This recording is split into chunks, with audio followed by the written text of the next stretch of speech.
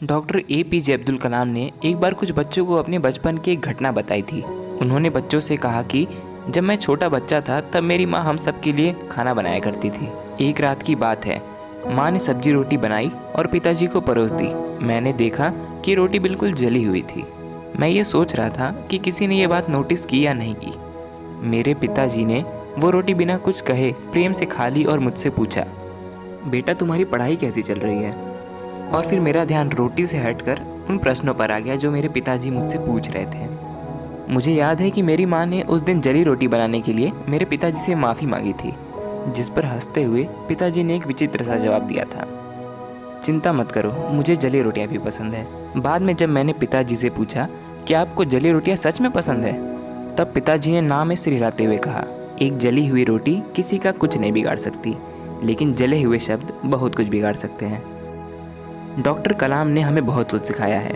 उनकी ये बातें हमें हमेशा ध्यान रखनी चाहिए। जो लोग जिम्मेदार, सरल, ईमानदार और मेहनती हैं, उन्हें ईश्वर द्वारा विशेष सम्मान मिलता है, क्योंकि वे इस धरती पर उसकी श्रेष्ठ रचना है। माता पिता की सेवा करो, बड़ों का और शिक्षकों का आदर करो, अपने देश से प्रेम करो। इनके बिना जीवन अर्थहीन है। देना सबसे उच्च और श्रेष्ठ गुण है, लेकिन उसे पूर्णता देने के लिए उसके साथ क्षमा भाव भी होना चाहिए। सरलता, एकाग्रता और परिश्रम का मार्ग अपनाओ, जो सफलता का एकमात्र रास्ता है। सपने देखना ज़रूरी है, लेकिन सपने देखकर ही उसे हासिल किया नहीं जा सकता। सबसे ज़्यादा ज़रूरी यह है कि ज़िंदगी में खुद के लिए कोई लक्ष्य तय करना। हम आशा करते हैं कि आपने इस वीडियो से कुछ ना कुछ तो सीखा ही होगा।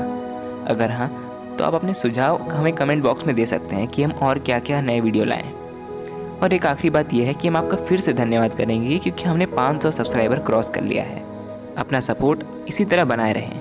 मिलते हैं अगली वीडियो में एक नई सुबह के साथ, एक नई उमंग के साथ, एक नए जोश के साथ।